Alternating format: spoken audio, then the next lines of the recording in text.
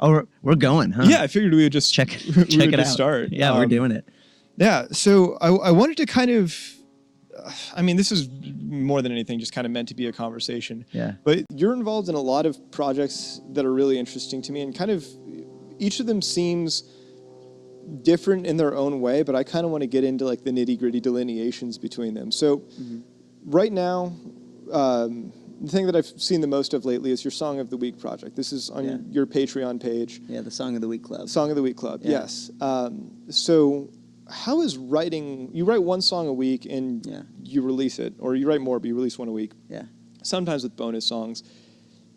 Is that like a greater frequency than you wrote music with before, and has it changed the way you write? Yeah, it has. It definitely has. Yeah. In a way I didn't expect, actually, because I used to, some months were more frequent than others, you know, like life happens. But I've definitely always, I've made a lot of them. And the thing is that some people can work really hard for a really long time on a song and they can just make it perfect. But me, I have to kind of keep trying at it and just see what I stumble across sometimes. And then when I stumble across something, I'm like, okay, I'm going to work on that. But it definitely has changed the way I do it, for sure. I was talking to Elise about this, actually, the other day. And I was just thinking about how, like, nowadays, I think I realize I have to get something salvageable in one sitting. Otherwise, I'm not going to come back to it, probably. And years ago, what I used to do is I would have little bits and pieces of things that I would work on for years at a time. Like I would be working on, like the song on Big Delusion Factory, the first song on it, Call Me Linda. I worked on that for years before that came. But I'm framing it perfectly. Yeah, well, it's a piano song on that album, but it was a punk song when it first started. Yeah. And I wrote it on an acoustic guitar, and I worked on that. I liked the words, but it wasn't really, it wasn't happening. You know, it was a part of a larger story. It was clearly part of a larger story, and so I worked for years and years and years on it, and I really wanted to make it work. And finally, I think we figured out a way to make it work. But then I don't know that I would do that anymore because of the Song of the Week Club, because I always have to be thinking like, okay, I have to have a thing this week, right? Right. And it's not that...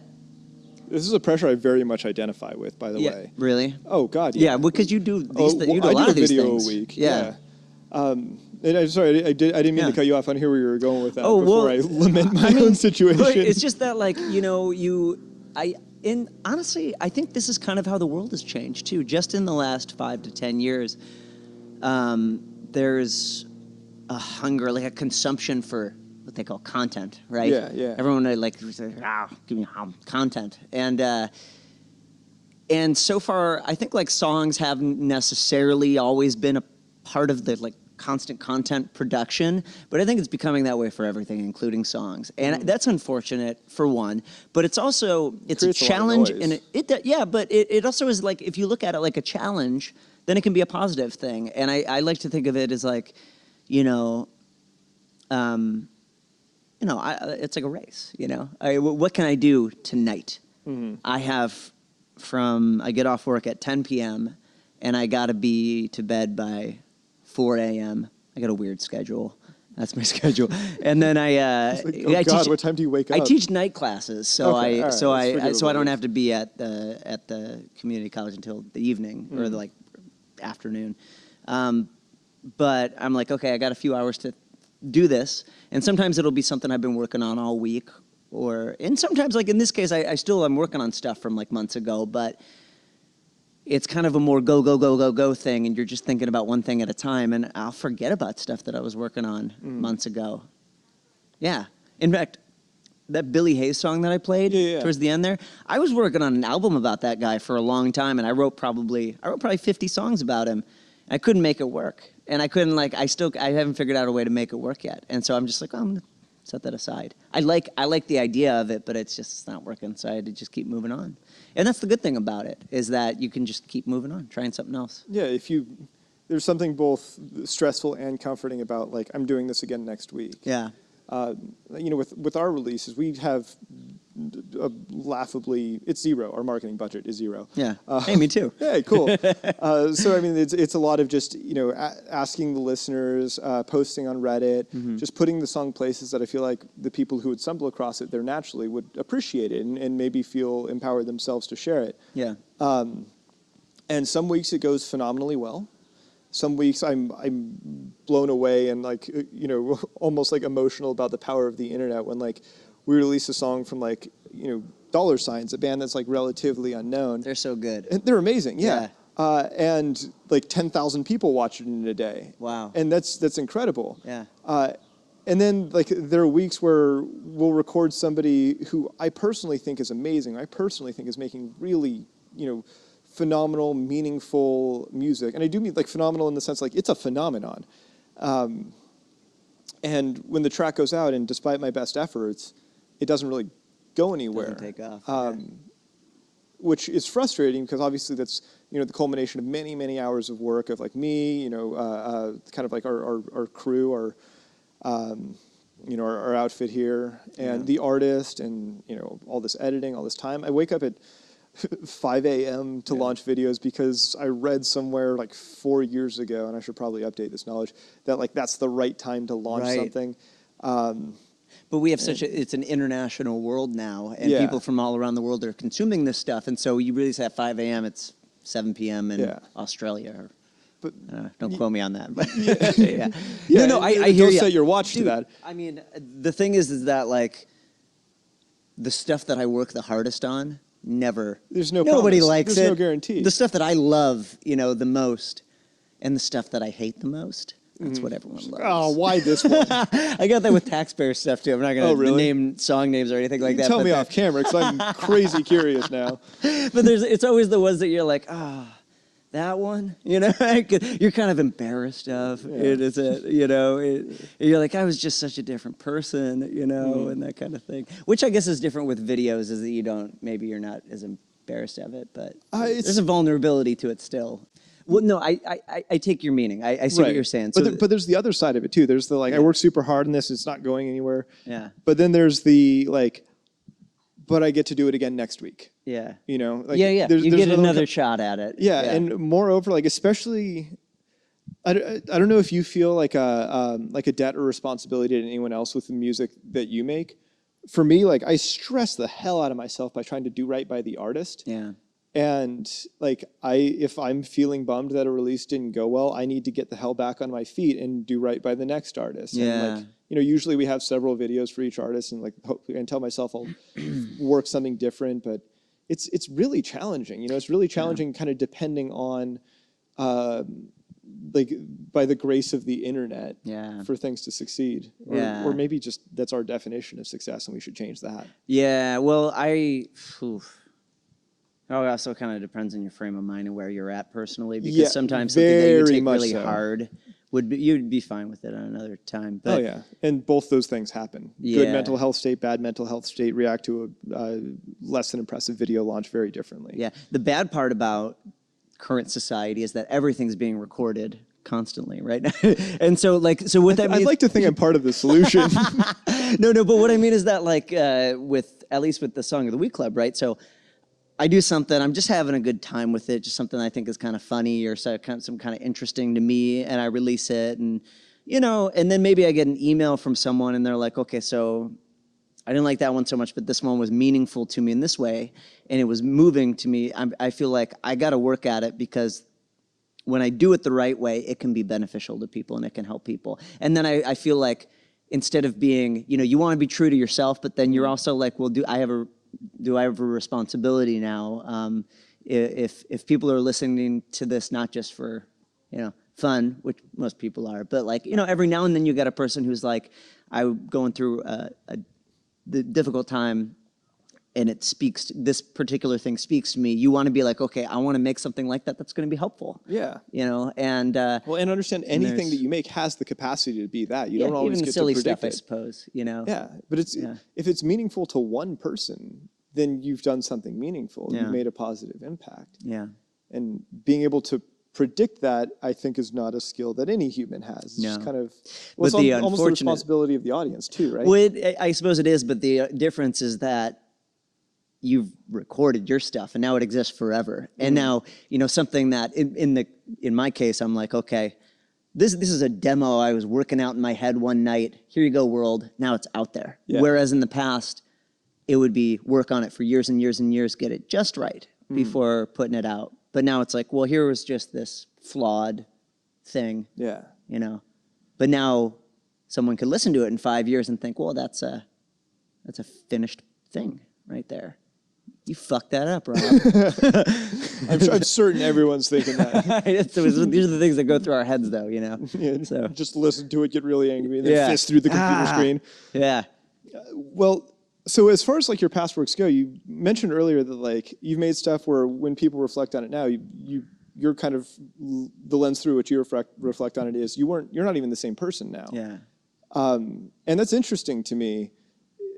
Just the idea that, I mean, I assume we don't mean that in like kind of a literal like identitive sense. We're just saying like you've come a long way since then. Yeah. No, I mean both. I'm totally a different person than when I was in high school. I'm 35. And when I was 15, 20 years ago, I sucked. I was terrible. I look back on who I was at that time. I'm ashamed of that person. Now, you also want to be like, you can't hate who you were because that, you are who you are as a result of all of your failings, I guess. Yeah. And you got to learn from it, and you got to, I guess, appreciate who you were in the past. But then again, yeah, you're so different. And especially when you have evidence of who you were back then, video, pictures, songs. In my case, I got some songs out there that, look, I hope to God they never make it the light of the day, because I'm just like, it would be, because can you imagine when you were 15 years old, if your brain, what was going through your brain when you were 15 was out there nowadays? I mean, it was like... It must be tough for teenagers. It was like right mostly now. Sex at the time. It was mostly just like, oh man, I want to bang everything. I'm 15.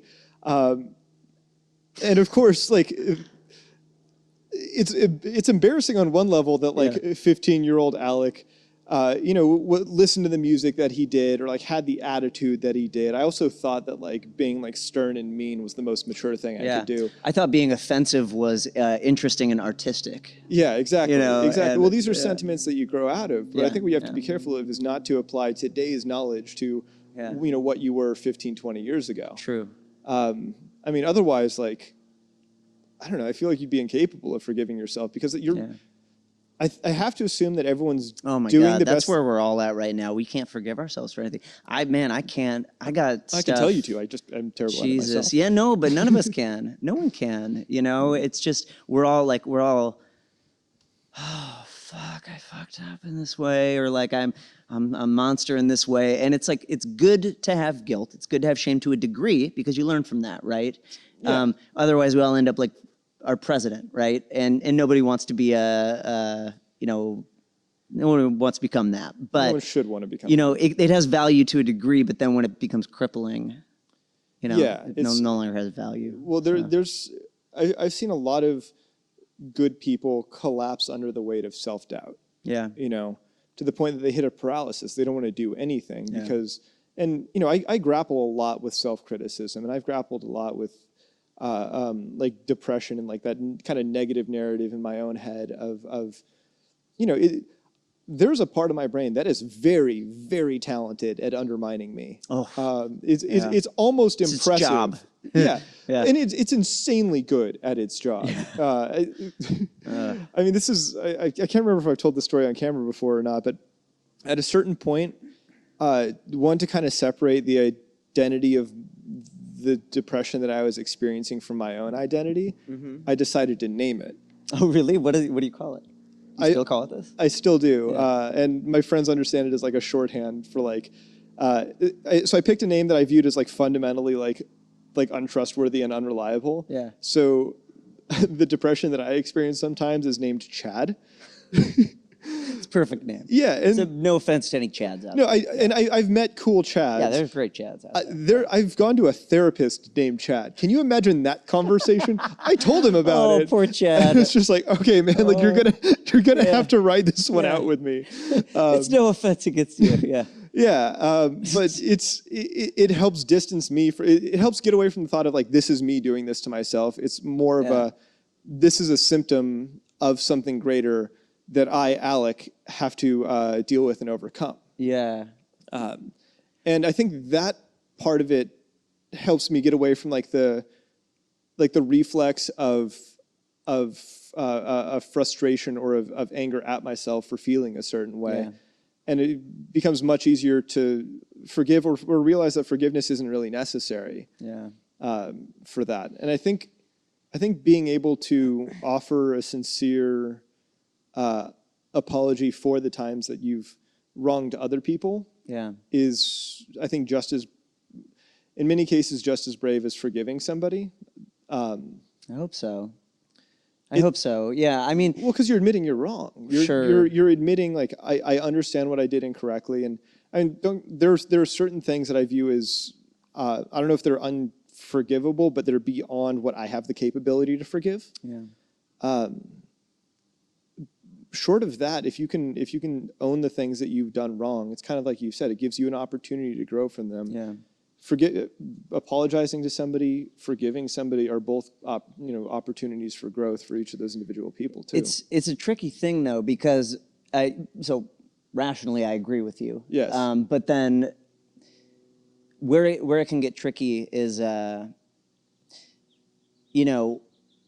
think the intent needs to be there certainly to apologize, but like, all right, so I'm almost 4 years sober, and when I got sober, it was like a culmination of a lot of different things. But one of the things that they tell you and I didn't necessarily go through AA in getting sober.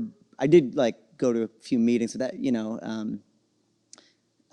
didn't work for me. It works for other people though. But one of the things that they do say in AA is that one of the steps to getting sober is making amends. Yes. And you should try to make amends when you can, as long as it's not hurting another person. Yes. That's the tricky part, because you don't necessarily know how, if you go to apologize to someone for something that's, past, how they're going to take it, whether that's going to open fresh wounds or anything like this. I actually had an experience with this recently. So I had a couple of things that, I've been trying to grow. I've been ever since I, got sober. I've been doing therapy about all kinds of different things. And I was talking to the person, the therapist. And I was like, I feel like I kind of want to reach out to a few different people and apologize for some things. And she said, do it. Yeah, go for it. And so I did it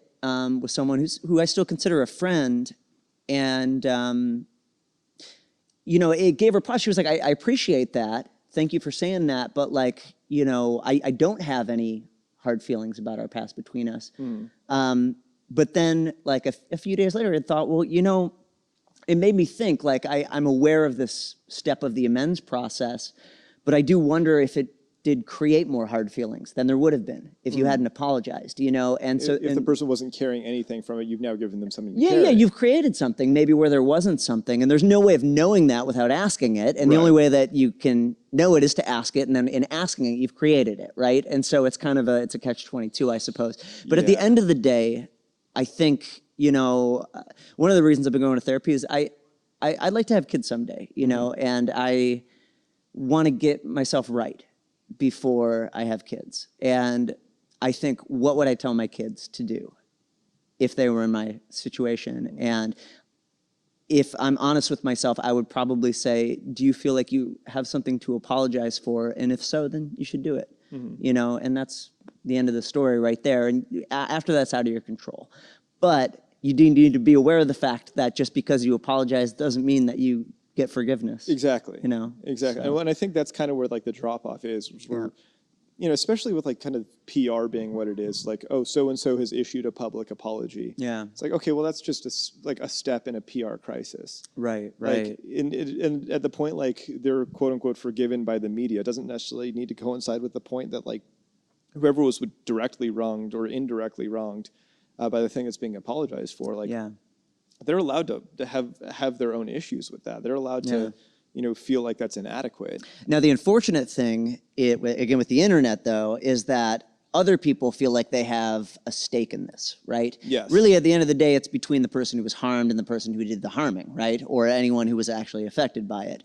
Yeah. But, you know, with the internet being what it is, now everyone's like, not good enough. You know, not good enough for me, random anonymous internet person, you know, which you see a lot of. And then it's like, you know, how helpful is that? Then we have this wave of it's almost like gladiators in an arena where they're like, you know, either thumbs up, they get to live, or nope, not good enough, kind of thing. And I think you see that a lot nowadays with all kinds of stuff. Yeah. That's beautiful. Isn't that nice? Yeah. I'm going to figure out my next question while that's going. I have no idea how much is going to be. You know, I got my problems with like the Catholic religion, but one of the best parts about it is they got beautiful architecture, beautiful bells. Oh yeah. No, they have their aesthetic presence. They do. Down, you know? I like talking about this stuff. This is what I write about. This is like, I want to write about forgiveness and like what you can forgive, what you can't forgive. I mean, I love talking about this kind of stuff. Well,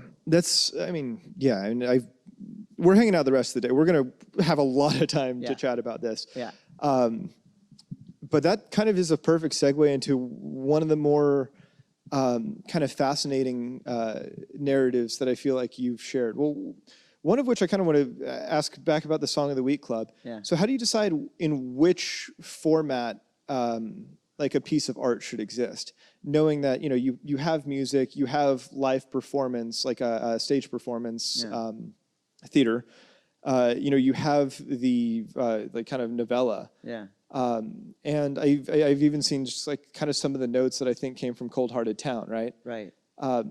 So how do you know what the right format is for a story as it's developing, or a narrative as it's developing? I don't know, you just try stuff, I guess. You see what works. But like, some people are very strict about it. Alan Moore, for example, the comic artist, he's like, you know, his stuff he thinks should only be in comic form, because he's just horrified that they've become movies and things like that, because he's like, I wrote them in comic form because that's how the story is. That's how the story should be told. Yeah. I'm a little more flexible with it. I'm kind of like, you could tell this story in a lot of different ways. And in my take, this is how I do songs too, is I just like, you know, I try stuff out and I see what works the best. And if I like something, I just like kind of chase after that and try it in different ways. And then it kind of appears, you know, it just kind of comes out and it shows yourself. But in the case of, you were talking about Henry Turner, in the case of Henry Turner, well, when I first started working on songs about him, I was like, well, this needs more context than a song, because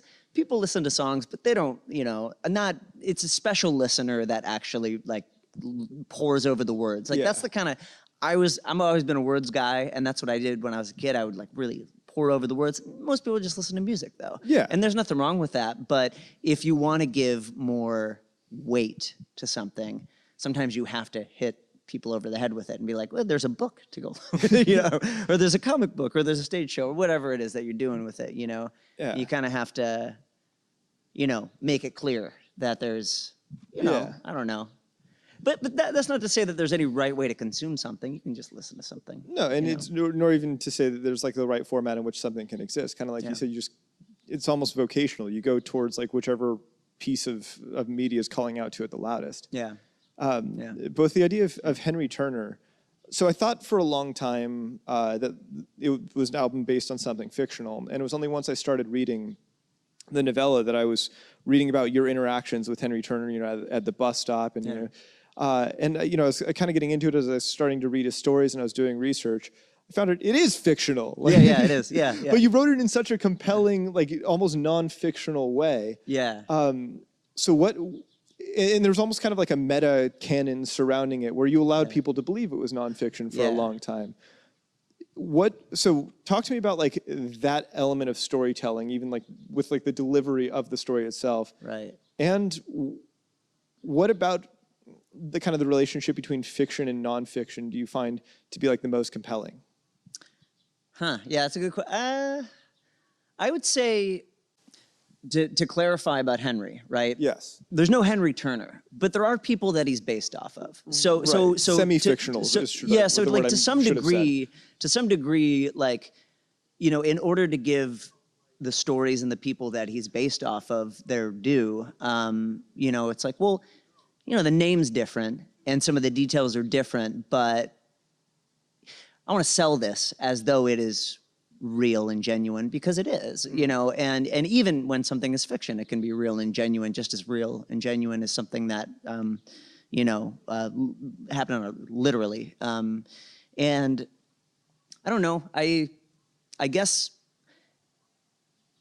it was a long process for figuring out how to sell that story in terms of like, not like sell it monetarily, but present it to the world. Right. And the original take was like, oh, this will be just a fictional story, right, about this person. But then one of my favorite authors was J.T. Leroy. And I studied J.T. Leroy when I studied writing when I went to school. And J.T. Leroy, have you ever heard that name before? You familiar with this? I'm not familiar, no. Okay, it's not like a big name, but J.T. Leroy was this, came out in like the early 2000s and came out as this damaged, kind of younger, trans author who told stories about just the horrors of growing up as a, you know... Come here, Layla. Hey, Layla. Come on up.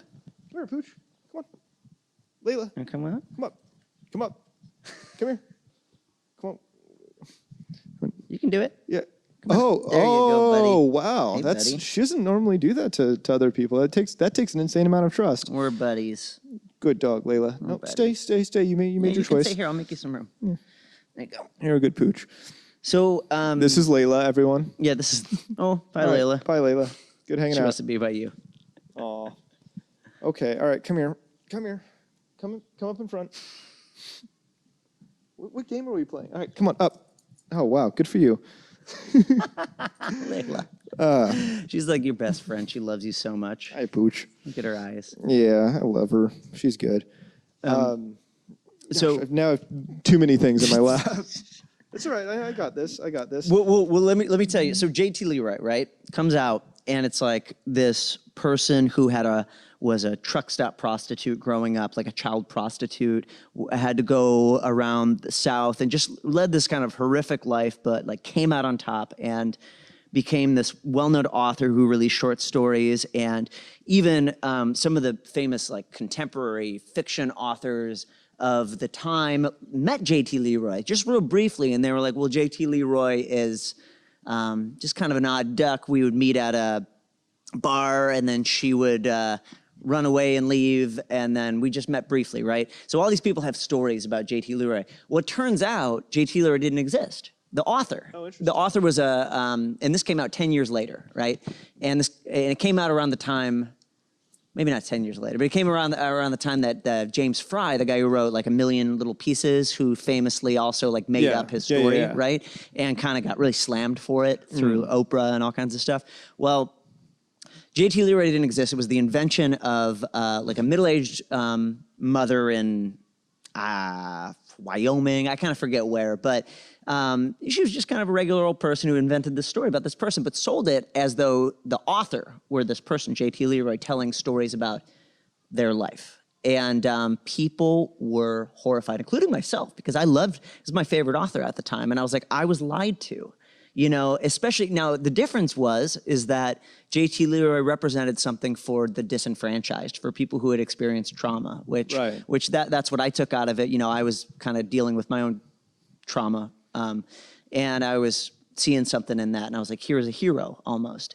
And other people who were trans, who were dealing with identity issues like that, also took it as a hero, and then were just slayed when it turns out it was just made up, right? And so I thought about that. I was talking with the other taxpayers about that. I was like, here's my worry, right? I want to sell this as this is a real story, but it's not. It's based on real people, but it's not. There's no Henry Turner. Right. But I'm worried about the reaction of it. And I was like, and you know, they said, you know, do what you think is right, and we'll just roll with it. And so we did. And I was like, I think what I want to do is sell it for a few years as though it is, you know, present this as though it is, you know, I knew Henry, because I think it will give greater weight to him. It'll be not only it'll be more believable, it'll make him a person. It'll make him a person. Yeah, and I think it did. You know, and I think just from people knowing that about him made him a person. And then when it came out that he wasn't, it wasn't as big of a deal as the J.T. Leroy thing because Henry Turner's no one's hero. Yeah, no, well, that's the thing. You wrote an incredibly flawed, you know, arguably or, you know, based on somebody's perspective, like arguably unforgivable person, you know, who's done some pretty terrible things. Yeah. You know, abusive, misogynist. Yeah. You know, all kinds of bad stuff. And the idea of him being fictional is, I don't want to say something as dismissive as amusing, but there's a part of it that I do find like it kind of tickles me, you know? Sure. Partially because like as you're writing the fiction, you went down? Okay, bye. As you're writing the fiction, you admit in the fiction that you're exaggerating things. You admit in the fiction that you're like abridging things. You're like, something needs to like a little bit of, you know, glossing up. Yeah. Well, that's what I did. Which you would never is unnecessary for fiction because you could just write it. That's true. Second, you put details in there that somebody could easily verify. Right. Like, so. With the internet being what it is. And people did, actually. Lots of people did. They were like, I looked up, you said that Henry Turner was on the roster of Georgia Tech's baseball team in the 1970s. I looked up, there's no Henry Turner. What's the deal, Rob? Yeah. It's like, I wonder if people's assumption is that like Henry Turner was lying. Yeah. But then I think, and I read the blog post you guys put out when you kind of did your like official disclaimer of like, hey, this didn't actually happen. Yeah. And it seemed to precipitate from some publication arguing that you shouldn't be profiting off of this, that you should be giving the profits. It's Maximum Rock and Roll, yeah. Which is the greatest magazine of all time, right? And I love Maximum Rock and Roll, but you know they're known to be they're righteous. You know they want what is right, and they were like Henry Turner's daughter is not being given the profits. Yeah, well, the sentiment is correct. Yeah, sentiment's fine. Yeah, totally. and the narrative was told convincing enough that like this is believable, and this person that we think exists deserves the profits from this. Right. I mean, is that like the ultimate success condition for you? I loved it. Yeah, it made me so proud. That had been called out by Maximum Rock and Roll because you know in the punk world if Maximum Rock and Roll says you know that you suck for some reason that you're doing something right, you know. Yeah, you're at least deserving of their attention, you know. Yeah, which we're not, but you know, in this one case they. Who's to say you're not, man? Like that was a like, bait and switch. Again, is simplifying it too much. It's. You figured out a way to tell a story that was so compelling that nobody doubted its veracity. I feel bad though because I definitely don't want it to be like we tricked you fuckers, you know, and that was not the intent for sure. It was more like the intent definitely was to just be like, how do we make this a real person? And we need to make this a real person in order to, you know, because the sentiment behind the story is.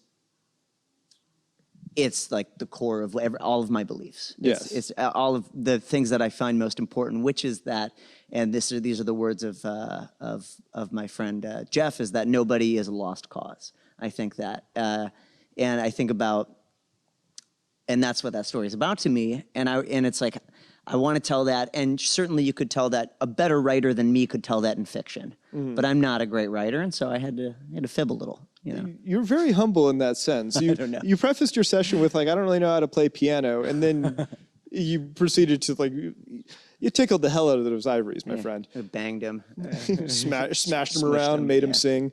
Okay, so the idea of fiction. So is fiction better when somebody believes it's true? I think so.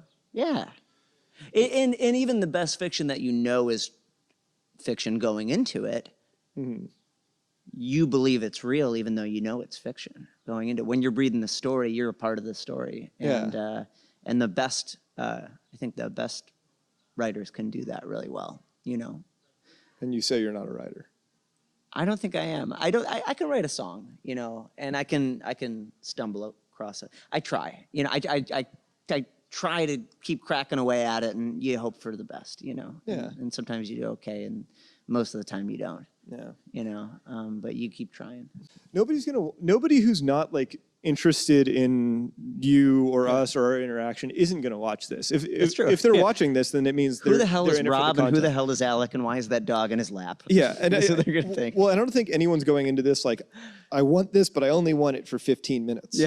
Yeah. Like I hope somebody's perspective is if they're watching this that like more is better. You know, the deeper the conversation goes, the more subjects that are covered. I don't get to talk about this stuff very often, and so this is fun for me. You should come hang out more often. Yeah, totally. Yeah. Well, if only I didn't live, you know, on the absolute 7 furthest states away. part from the country. So on the subject of narrative storytelling, do your other albums tell a story? Do all of your albums tell a story? Yeah. All of them? Not like a necessarily always a cohesive, like larger story, but you know, it's like song to song. You know, in all of them, sometimes there's like recurring characters or recurring places or recurring themes and stuff like that. And sometimes it's just seldom, but occasionally it's just about me, you know, very seldom. Interesting. but you know, sometimes it's just my stuff. And then sometimes, you know, I went through a period from 2007 to 2008 or 9 or so when I was big into anarchist politics. I'm not so much anymore, but during that time I wrote like political stuff about that kind of thing. Yeah. And doesn't hold up so well, I don't think, because I was, you know, what are the words? I was a teenage anarchist. Yeah. I wasn't a teenager. I was in my 20s. But I'm not knocking the politics of it or anything like that. But I was kind of like, I was excited about something, and I wrote about it. You know, I wrote about the politics of it, and I was a little naive, I think, in how I wrote about it sometimes. You knew what you knew. Like, you know what you know. It's one of those things you look back and you're like 10 years ago. Yeah, that was recorded. You hear about people like, I was talking to a friend of mine the other night who was talking about, you know, he's made very anxious by the mistakes he's made in his past, and he'll think back as far as like elementary school. Oof. And like stuff that's gotta kill you. But like, jeez. Man, but then he kind of conceded. He's like, yeah, but I feel like you don't even really like switch on till like you're 14 or 15. Like that's when you kind of start becoming like your own person and like figuring out your own identity. Yeah, and even then for the next 10 years, you're still like, what am I? I think kind of forever. I still am, yeah, definitely. Well, I love the metaphor of the ship of Theseus. You know, like it's the kind of... Not familiar with it. What is it? It's the philosophical problem of like, okay, if you have a ship, but you take the mast off and replace it, and then you take the rails off and replace it, and you take the hull off and replace it, and you take the wheel off and replace it. Eventually, when you've replaced every piece on that ship, is it still the same ship? Yeah. What if you reassemble all the removed pieces elsewhere? Is that the same ship? Which one's the true one? And I'm of the belief that every moment the ship exists, it's creating a new identity. Yeah. But in the same way, those are all part of a collective, like... oh, yeah. If only we could shed our skin and just be someone new. But yeah, unfortunately, you can change yourself. You can improve upon yourself. You can do whatever to become a new person. But yeah, you got all that stuff in your past. It's still part of you. Yeah, it's still you. They're fresher parts now. Yeah. But what's kind of interesting, too, is especially from like... And I use this a lot to kind of motivate myself to like take responsibility or be disciplined from like a mental health perspective. And you know, there's like that, I don't know if it's a misconception or not, but like the human body like replaces all of its cells every 7 years or something, or 7 years is like the longest a cell lasts. Yeah. Which means every 7 years you're made of entirely new cells than you were 7 years ago. Presume that's true. Huh. Apply that kind of similarly to like if your psyche were the ship of Theseus, if you're putting a new part on there, if you replace the mast, you're going to replace everything else again before you replace that mast. Yeah. Which means, like, be disciplined and take responsibility and put in the best mast that you can, because it's going to be there for a while. Yeah. So if you're trying to build your mental health up in a way that's, you know, sustainable, that will last you a long time, like, don't cut corners. Like, do the work, take responsibility, and be as diligent as you can about putting yourself in the best mental state as you can, because you're building it into yourself. But you know, we're not always so conscious of those things. We're just kind of mucking along in a lot of cases. Hugely idealistic perspective now. I don't even follow it. Sure. But I would love to. We think about it in retrospect, and we're like, I should have changed that mast earlier. You know, but I take your point. Yeah, and I think it's a good one. God, man. One of these, they say that the older you get, the easier that it gets, and that you more become who you are, and you worry less about it. It hasn't been the case for me. I don't know. I'm still trying to figure it out, you know. And I just I think I figured out some beliefs that I have, some things that I value, but My God, like the more you go, the less you know. Oh yeah, it's like Voltairean, right? All I know is that yeah, that's Operation Ivy. Yeah, I got close. Same idea. I caught it partway through. Yeah. All I know is that I don't know nothing. Yeah. Quote the ska performer Voltaire. Also known as Jesse Michaels. Exactly. Yeah. But yeah, it's the growing awareness of what you perceive but don't yet understand. Yeah. And when you think about it logically, it's like, of course that's the case. And then like you kind of look back on like, reflecting on teenage years, the arrogance of like 16-year-old Alec, be like, I got this shit figured out. Watch this. Like, no, there's 1,000 reasons you shouldn't be doing that. Do you ever miss like having the conviction of your beliefs? And that's why I look back on my political stuff from when I was in my like early 20s, and that's what I'm a little embarrassed of, is the sheer conviction of it, because life's just more complicated than that, But it's just I miss the conviction. I miss the feeling, but I'm working towards feeling comfortable without steadfast convictions. Yeah, I want to be the type of person who can change my mind when new information emerges. I want to be the type of person who can reconsider a belief that I held true, which is hard. So often like you think of your strongest opinions and you don't really reevaluate them that often. Yeah. Like somebody asked me, who do I think writes the best lyrics? Josh Ritter is my favorite lyricist. Yeah. But that's the answer I've been giving for 7 years. Yeah. I think it's still true, but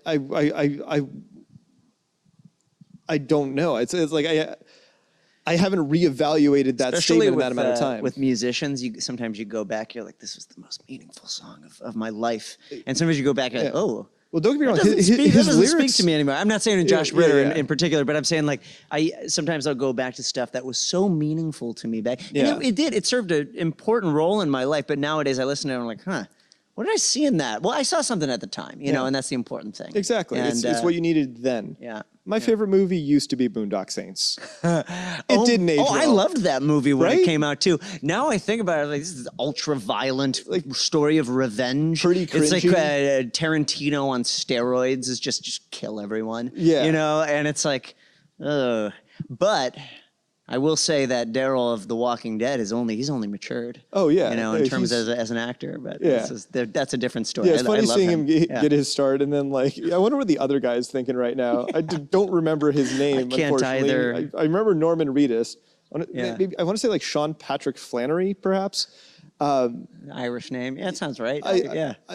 He's got to feel like kind of gypped, right? Yeah, he was like that. I want to kill zombies for 9 seasons. I want to cash that paycheck and fire that crossbow. And he's a compelling character too. He really is. He's the most fascinating character on that show. I felt. Yeah. I stopped watching eventually. Yeah, me too. Too much violence. It's stopped with Game of Thrones for a while too for that reason. Too much. You get too much of the violence. You're like, I get the reason for it and everything, and you're trying to tell a story about the harsh realities of life. But my God, we're surrounded with it day in and day out. And if you read the news every day, sometimes you're like, I don't want that in my fiction every day. I need a break from injustice, and injustice is the way of the world. And sometimes what you want from your fiction is a little hope, Yeah. And, well, gosh, yeah. I hate to admit, I feel fairly desensitized to fictional violence. Yeah. At this point, I almost enjoy it more from a technical perspective. Yeah. Like if it's a practical effect that somebody in the movie had to figure out, like, oh, I need this person's chest to burst open. Yeah. And they figured out a way to do that and make it look convincing without using CGI or even using trauma films. You know what trauma is? No. Trauma is like a kind of a campy cult movie production company that's based in New York. They started in the 70s. They're famous for their biggest one was The Toxic Avenger. Okay. But they do like intentionally over the top gore. Yeah. And they were kind of famous for making the explosion of blood and guts everywhere like that. Yeah, somebody just turns into pink goop. I see that. I don't see violence. I actually see art in that because I'm like how they go about doing that, especially if you watch the how they did the film. It's fascinating. Yeah, and like what did you use for those guts? Well, we went down to the meat market and we got we got leggings and we filled them with Kool-Aid and sponges. Yeah. And we splattered it against the wall. It's cool. It's Yeah. interesting, you know, but yeah, it's not the same as violence. No, I'm kind of the same way, but when it's super realistic and you're really, yeah, sometimes I need a little break from it. Yeah, I agree. The opening scene from Saving Private Ryan is still challenging to get through. Yeah, I used Despite to love that also movie. I haven't seen it being- in years. But But also technically empowering, technically amazing. But you're right, carries too much of that realistic weight to feel comfortable watching. yeah, which it should. It was a. Oh yeah, I mean, it should. And as we bad should as it is, I'm sure it definitely- wasn't as bad as actual D-Day. Yeah, yeah. I mean, can you imagine just No. the horrors of war? And here we are, getting amped up for another one with Iran right now. I was gonna play you this new song I've been working on. It's called John Bolton, and I wrote it right after John Bolton got us the job as national security advisor to Trump. Yeah. And I wrote this a few months back, and it was like, you know, about him finally getting to have his war with Iran, and I wrote it back then. And I was like, oh, thank God this will never happen. But in the last like week or two, we're getting ready for another war, you know? And what do you do is the question. And it's like, okay, you protest? Like what are our options here? Yeah. How do we stop that? I don't know that a single person can. I don't know if we're trying to audit like what makes us feel powerful, if we're trying to audit like what actual power that we have. Mm-hmm. Memory card full again. Okay. Well, I think it can be very frustrating thinking that you have more control than you do. Yeah. I think it can be very kind of, no pun intended, taxing to like try to take control over things that you don't really have control of. Certainly, yeah. So I think you figure out what difference realistically you can make, and you commit to that. You know, mine, I make a DIY radio show. Yeah. And I know it may only be a little bit, but I hope it's kind of making the world a better place. I hope it's... Yeah, well, you know, you're telling stories and about people's struggles, I think. I think especially with like the interviews you do, I think you talk a lot about struggles, and I think that the only... I think it's unifying. Yeah. Everybody struggles, and people forget that artists are people who have struggles too. Yeah. Yeah, I know, I think you're right, but then again, it's like, if no one can stop a war from happening, you know, how do you...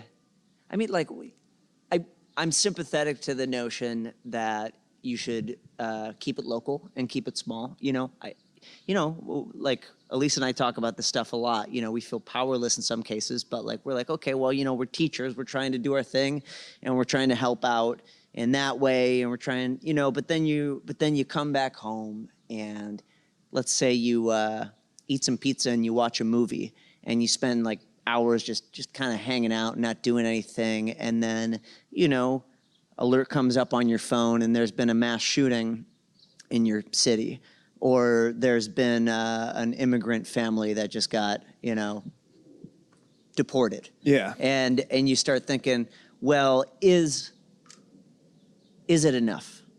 You know, is me helping out in my little way, is it enough? And I don't think it is. I think that answer is variable. Yeah. Is anything that you're personally capable of enough? I don't know. Yeah. I think We can always do more, though, you know. It comes back to like the guilt and the shame that we were talking about earlier, though, because then if you're just doing it because you feel guilty about it, then it's like, what are you, you know, So I have, I think, a very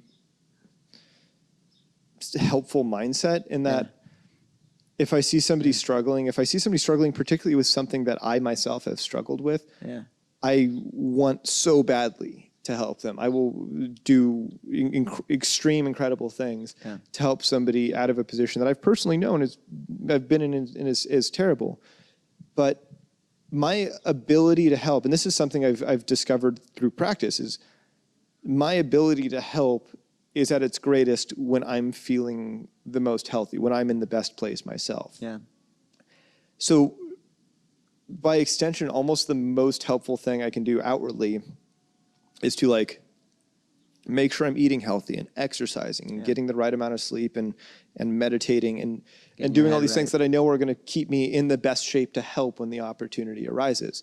Otherwise, if I'm feeling like shit and I can't get my head straight and I've, been eating bean and cheese burritos every meal and getting 4 hours of sleep and somebody goes, help me, my capabilities are going to be very limited, and that's just going to be frustrating. Yeah.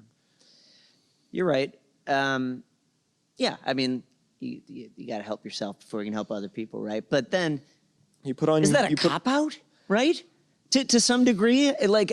Why does the airplane tell you to put the oxygen mask on yourself first? Well, I understand the analogy. I do. Don't get me wrong. But like, there's a second half to it I can drop right now. But I mean, it's just that like, are we ever going to get our heads right? And there are real problems, right? And there are like real problems that can be solved. Like, for example, all right, I can't stop a war, but I can help the immigrant community or the immigrant family that is getting deported by ICE in the following way, right? So like, I got a lot of undocumented students at the community college, and there are like actual things that I myself or someone else who is a citizen of this country can do for them. And because I'm feeling depressed one day, does that give me a license not to help them out in whatever way that I can?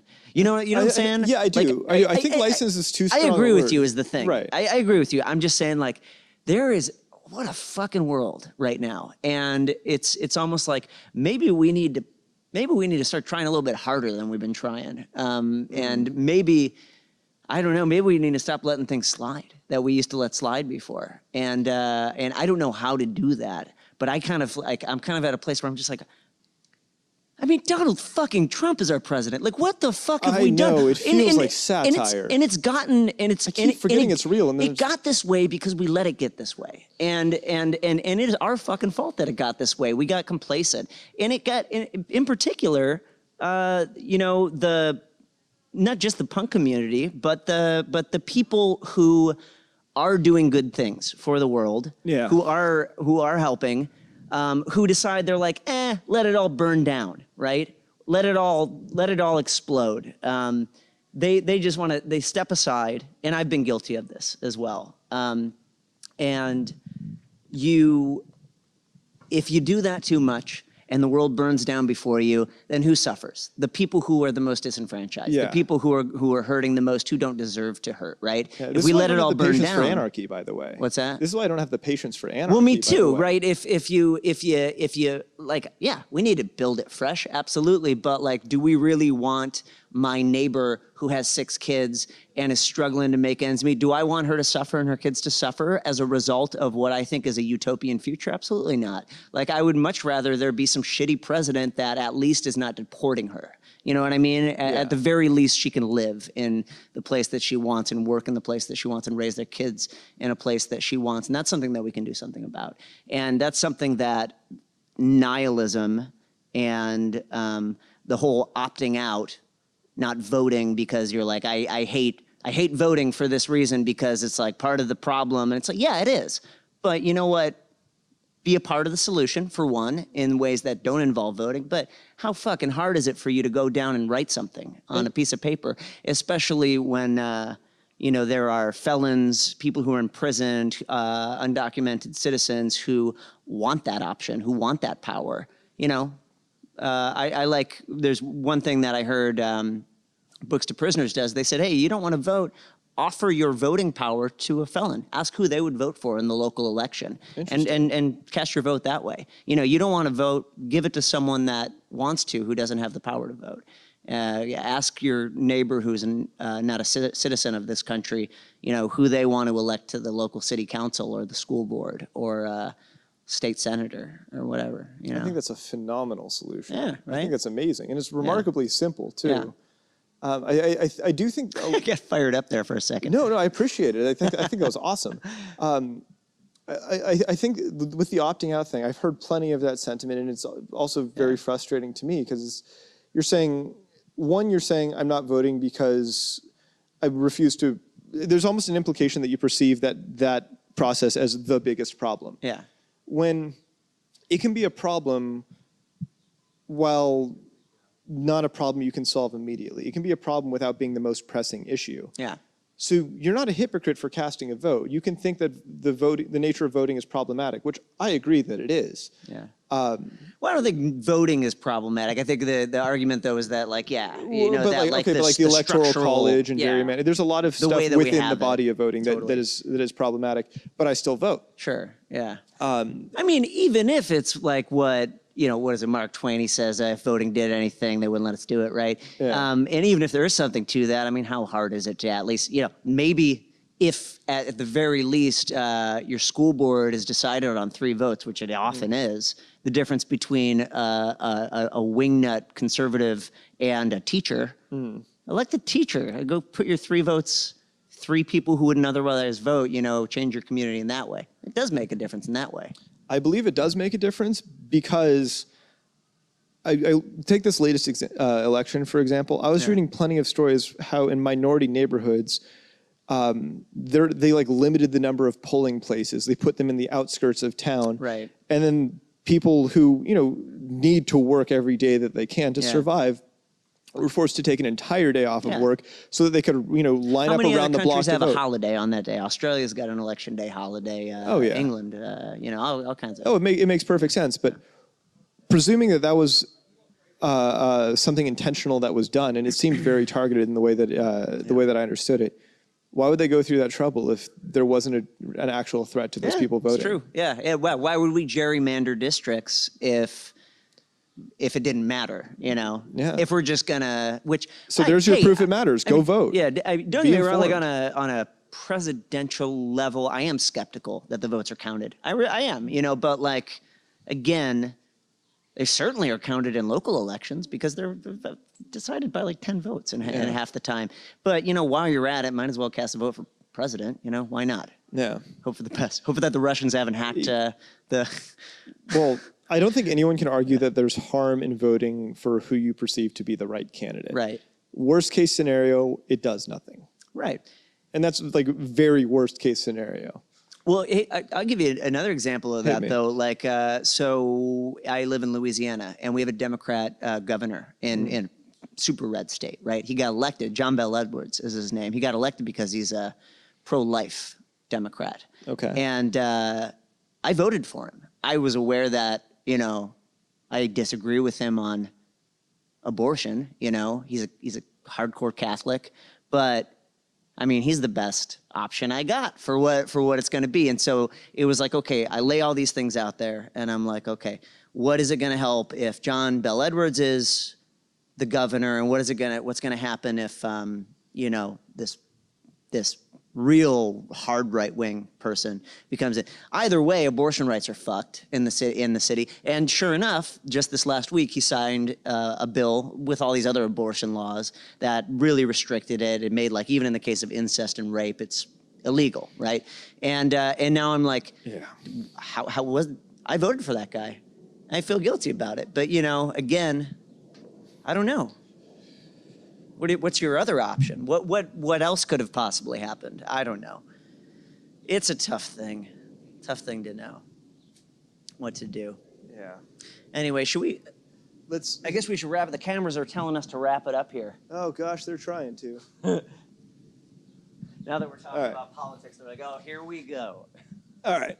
So wrapping this up, and I hope one of those 2 cameras running this entire time. For the record, there's usually our producer, my cousin and roommate and producer, Kirk, is usually behind the cameras making sure that's all going okay. So you're not going to usually see me getting up and turning these things back on. But what I have is both of the screens facing me, and just every once in a while I look and see if I can see the little red dot. And sometimes it's not there, and I don't know how long it hasn't been there. But at the very least, we have the audio. Either way, we're having a nice chat. This is fantastic. Nobody needs to hear this. This is for you and me. I appreciate that. If we find out at the end of this that the audio wasn't running, I'm getting something out of this. Okay. Yeah. Well, let's see. Okay, let's lightning round this thing. Right. Okay. So part of the reason this session happened is this little guy right here. So when I ordered the repress of God Forgive These Bastards.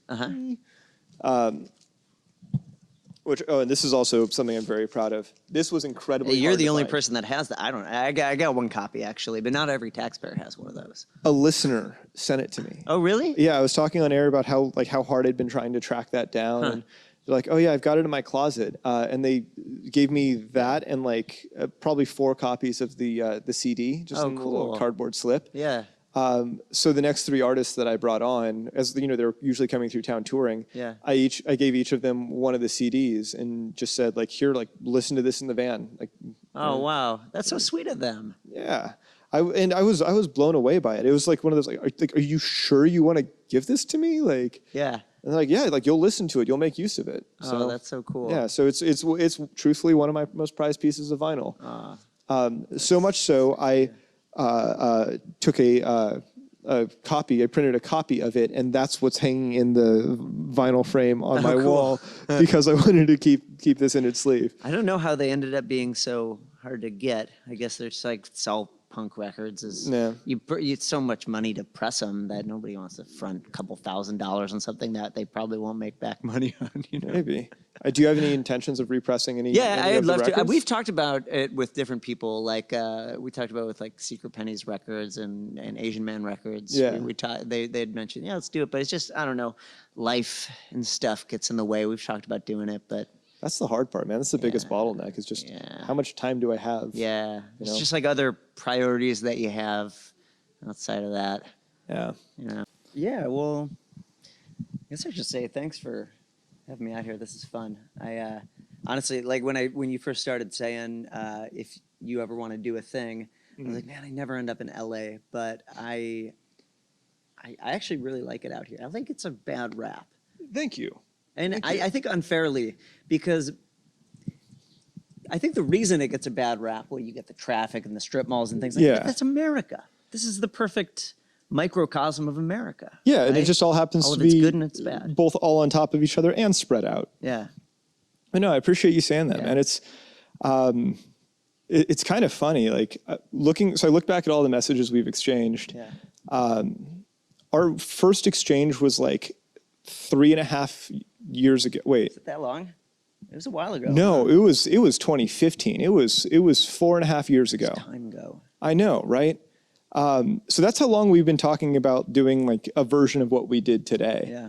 And just all the little kind of back and forths in there. I love how circuitous the conversations became. We started about a session I don't know if it's going to work, or I'll let you know during summer. By the way, did you see this thing in the newspaper? Yeah. I remember I sent you the picture of that guy who got up on the street sign in on the freeway and did the Superman pose. I did read that. Yeah, I remember. That was in the local New Orleans news. I have no idea why.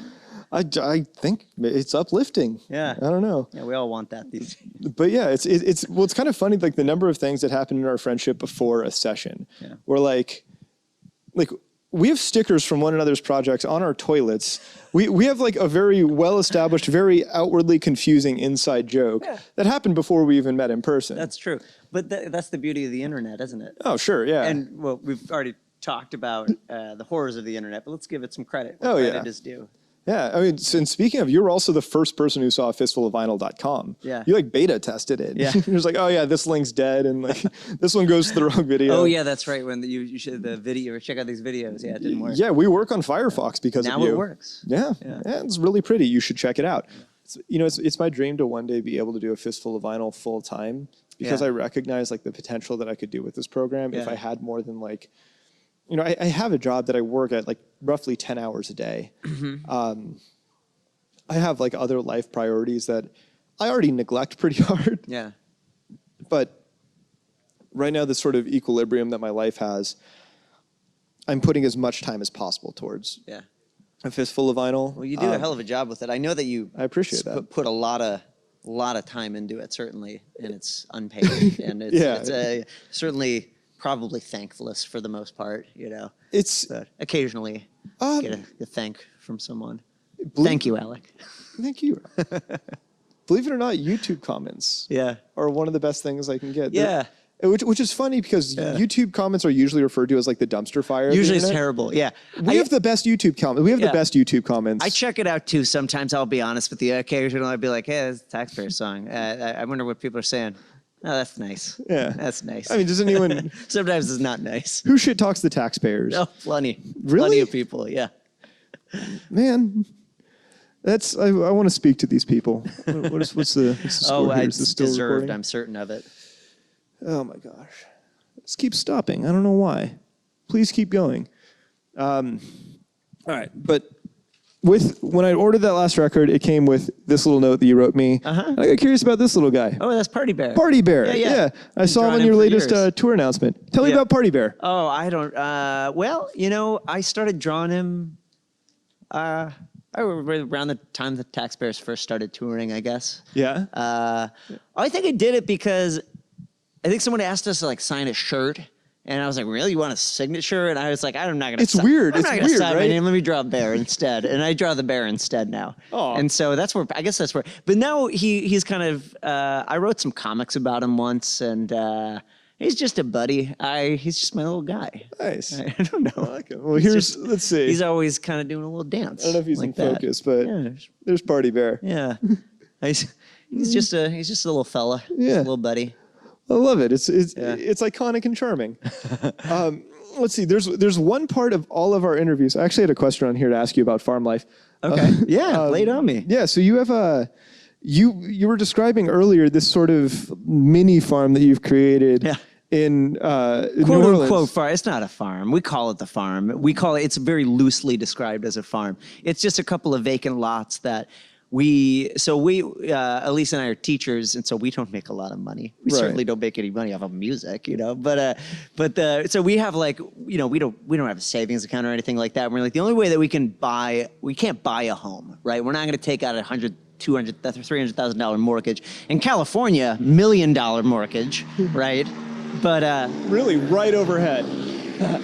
It was like 100 feet above us. Coming for us. Sorry, guys. They're coming for us. But so we were like, how can we afford to own our own home? That was my dream. And we were like, well, we can build our own house in some vacant lots. And the only place that we could afford the vacant lots were in this industrial part of town that was between train tracks and between some highways and like by some factories and bad trash piles and by an old landfill. And so we started the farm there. Should I wait to tell this until there's another card? Actually, this one's still going, so I was appreciating just rolling with it. I can sneak away. Oh yeah. No, I can keep telling the story. I'm not there. Well, I'll tell this. Actually, this is maybe an interesting story for if there's anyone who's still listening or watching this. If you ever wanted to own your own place, but you don't have enough money to take out a mortgage or buy a house, consider building on a vacant lot, because vacant lots are often affordable, especially in industrial parts of town.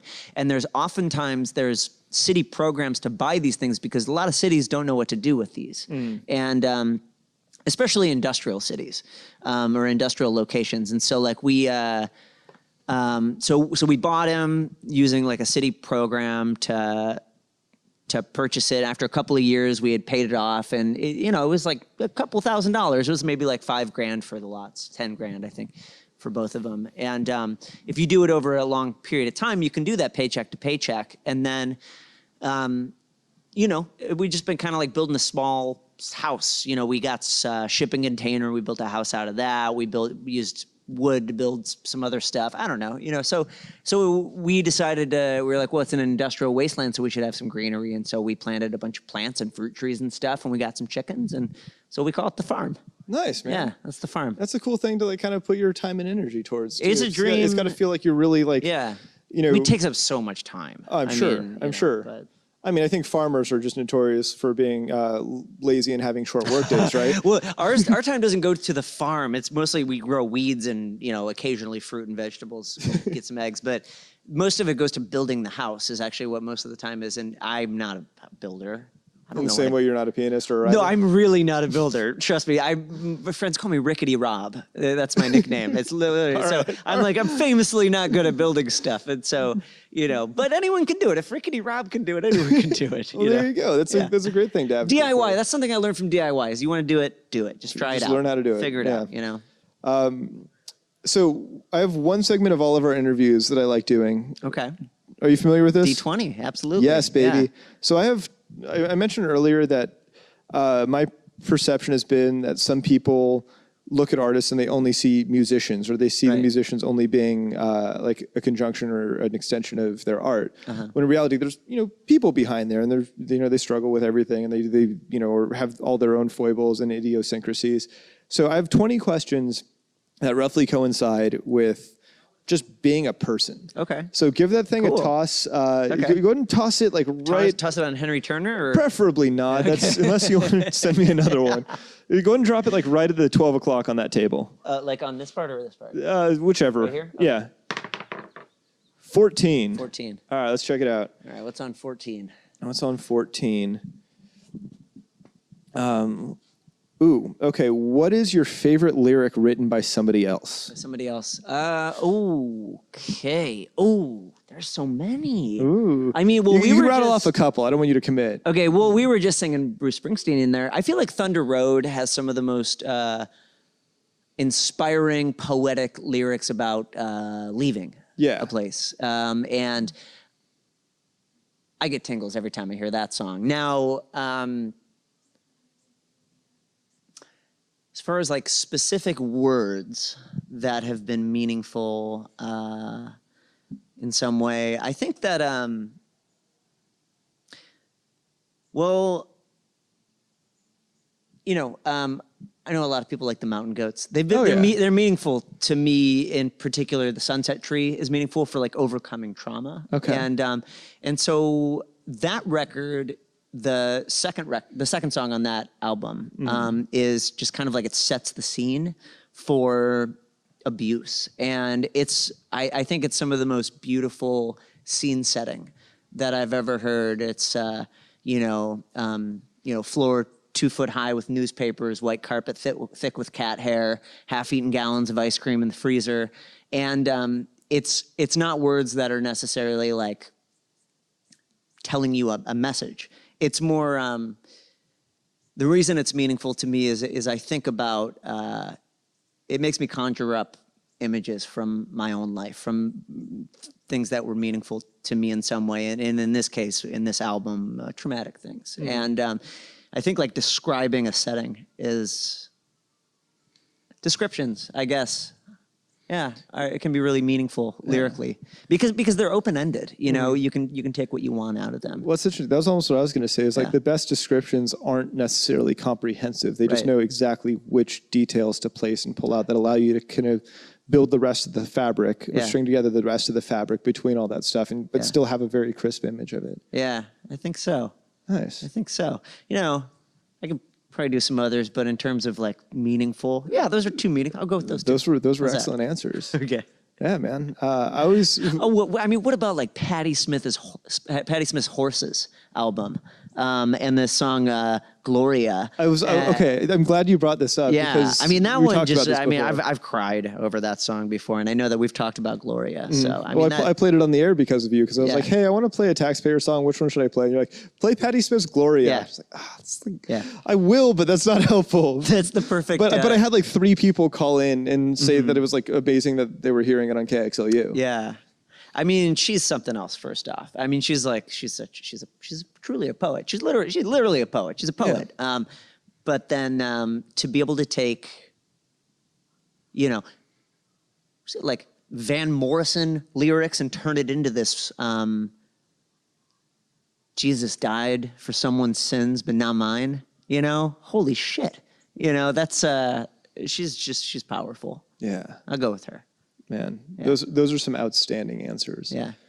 Man, well, tell me what's on your playlist right now, and kind of / who are you listening to, or who do you feel like deserves more attention than they're getting? I don't really have my finger on the pulse of stuff too much right now. It's a personal question. So I listen to a lot of Thelonious Monk right now, and a lot of Claude Debussy. Really? And those are the main things that I listen to. I listen to a lot of Monk. I listen because no lyrics, right? And I like to listen to stuff that I can't play, and I'll never be able to play like Thelonious Monk or Debussy because I'm not a real musician. I'm a songwriter, right? Yeah. I'm not like not a composer like they are. And so it's nice to listen to them and just marvel at what it is. Just be like, how How do they do that? Now, someone who deserves recognition. We're going to go meet up with my friend Clark later. Clark and the Himselves. Clark herself is a phenomenal songwriter. In fact, she did a documentary about the Taxpayers called The Taxpayers Go to Florida. Oh, word. And she is a remarkable musician in her own right and a local Los Angeles musician. That should definitely get checked out. Yeah. Cool. Well, man, this has been absolutely phenomenal. Thank you so much for taking the time. I really enjoyed this. Yeah, I feel like this could have gone on for like, I was going to say a super long time. It did go on for a super long time. I feel like we could have just basically done this all night. Just start complaining about life and this is a blast. And we're at Alec's parents' house and they're so sweet. Yeah, so nice. This is my folks' backyard. And like, this is so cool. Yeah. It was the nearest piano that I knew about that I knew we'd be able to use. I got to put their nicely tuned piano back out of tune for them and you gave it some character back. It's too clean. Yeah, no, this has been super fun. Yeah, man. Yeah, keep watching Alec and Fistful of Vinyl. This is great. And look out for Rob's Song of the Week Club on Patreon. Yeah, check out the Trusty Snakes. They got a new record too. New American Frontier dropped yesterday. I kept my mouth shut about that for so long. I love that record, and I'm so happy that it's like finally out. Yeah, that I can just be like, yes. We're excited about it too. So it's just different, different from stuff we did before. It's different, but it's all. Is the band all former members of Taxpayers? Or? It is, except, so Eric... Psych, interview's not over. He recorded a bunch of Taxpayers records and then just ended up in the band for a couple of tours. He wasn't originally a member, but now he's absolutely a Taxpayer. But that's kind of how the Taxpayers, we just kind of gathered members like Snowball going down a hill. Yeah. And just kind of, hey, you want to be in the band? Absolutely. It's just not all the Taxpayers because not everyone was in a place to make another Taxpayers record. Yeah. And some people were like, I'd love to, and we're like, let's do that country album we've been talking about. People who want to do it. Let's make a country record. Yeah. So, yeah. All right. Well, thank you everyone for watching. Like, subscribe, find all of Rob's music. Let's go eat some sandwiches at Canner's. All right, man. All right, buddy. This has been an absolute pleasure. It's been fun. All right. Bye, everybody. Bye. Hey. Oh my God. Cool. All right. How long did we go? How long do you think? Don't look. Did we go an hour? We went an hour and 24 minutes. Oh my God. Right? That's the longest interview I've ever done. That's the longest interview I've ever done. And, yeah. Man, but no, that was... Hey, we beat Laura Jane Grace. We did. Language evolves in that, there's not necessarily always a right or a wrong word. It's just whatever is the commonplace word. That's what's in the dictionary. Yeah, that's how it works. There's not like a robed, court that says this is a word. Yeah, the medieval scribe who's the arbiter of all things linguistic. Yeah.